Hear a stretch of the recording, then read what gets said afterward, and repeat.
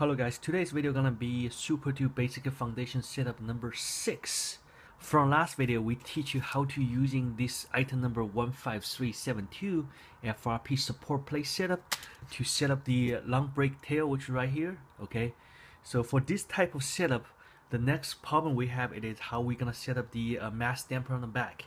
For today's video, I'm gonna give you very easy and a very traditional setup for the back.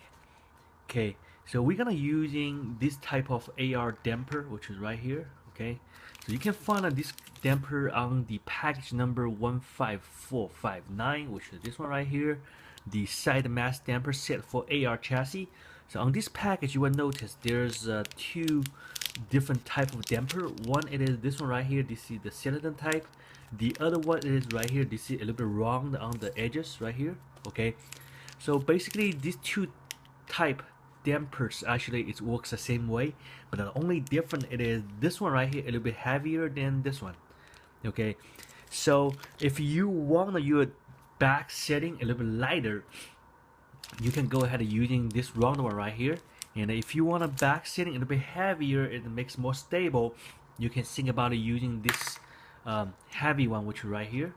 Okay, so for mounting the damper on the back, we have to understand this car already have a 165mm on the maximum dimension setup.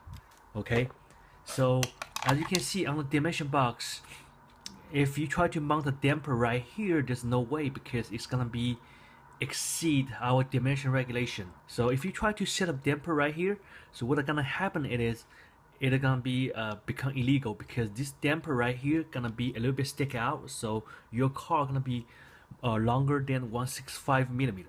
So the best way it is, you have to move your damper, putting right here. So this type of setting, which is like this, it is very traditional setup in Japan Cup, because this setup is really good and it's giving very low central gravity and it's very easy to set up. Okay, especially it works really good as well. Okay, so on the originally we don't have nothing right here, so there's no any mounting point on this pieces right here.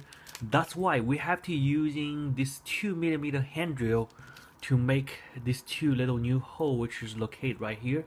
So this is the two mounting point I just made.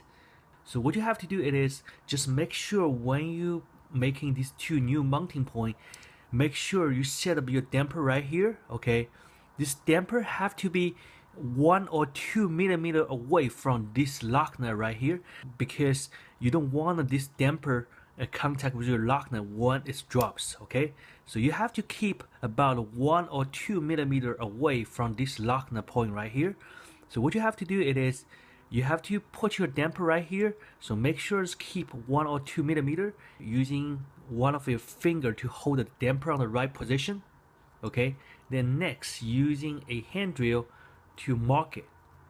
Okay, so after you mark it, you're gonna have a little bit like mark right here. Next, using your hand drill to drill the new mounting point like this. Okay, so after that you're gonna have a new mounting point. Same thing on the other side, so it's gonna be come out like these two little new mounting point like this. So next we're gonna talk about how we're gonna set up the screw on the top of that. So for setting on the screw, you have I give you two options, and either using the 30mm screw, which is this one right here, or either using 25mm. But anyway, I'm highly recommend you to using this 30mm screw to mounting the damper, because by my personal experience, and the back rear damper setup, you need a little bit longer screw to make sure the damper have enough travel space. Okay, so let me just go ahead to putting my damper on the back right now. So first you're gonna put in the 30mm screw on the back first, and next make sure you're using the regular nut. So using regular nut and to lock the screw on the top of the FRP like this. Okay, make sure you have to lock all the way and make it really tight. Okay, and then next you're gonna set up the damper right here, and this time you're gonna using M2 lock nut and put it right here.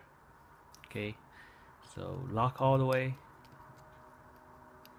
until you feel it's locked, okay, like this. The next, I'm gonna go ahead and do the same thing to the other side. Okay, right here.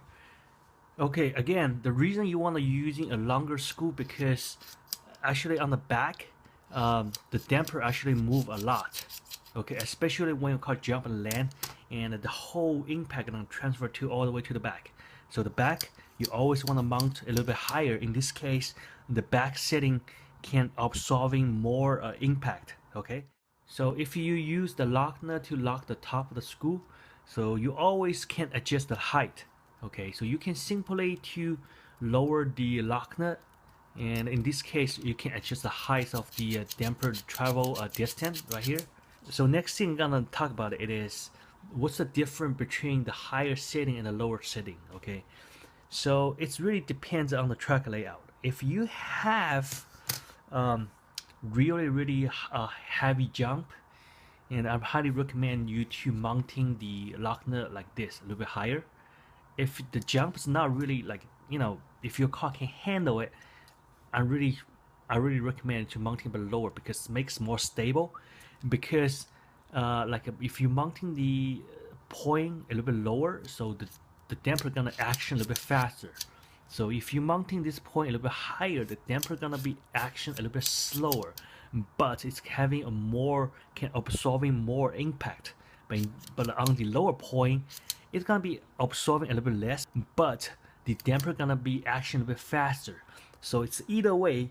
So it's have its own advantage and a disadvantage. It just depends on the track layout. So you have to keep testing to find the right adjustment. Okay, but I'm highly recommend no matter how, just make it a little bit higher. So it really depends on your experience. So if you don't know anything about it, if you're new, I'm highly recommend just keep it on the highest point because this is always very neutral setting for the most of the truck. Okay, so this is the today's setup looks like. So for this type of setup, the advantage it is it's very easy to set up, and all you need is just a hand drill, and there's no professional machine needed. Okay, another thing I have to mention, this type of setup, the reason it's very good because it is giving very low central gravity, because you will notice the whole brake point is on a very low point. So in this case, when damper drops, it's giving very low central gravity. Okay, so another thing it is just make sure when you put a damper on top of the FRP, make sure this side of the damper is facing down like this. Okay, so in this case, when the damper will drop to the FRP, so the whole surface can be contact with the FRP like this. Okay, so it makes works a little bit better. Okay, so anyway, here's today's video. If you have any question, just go ahead and leave a comment.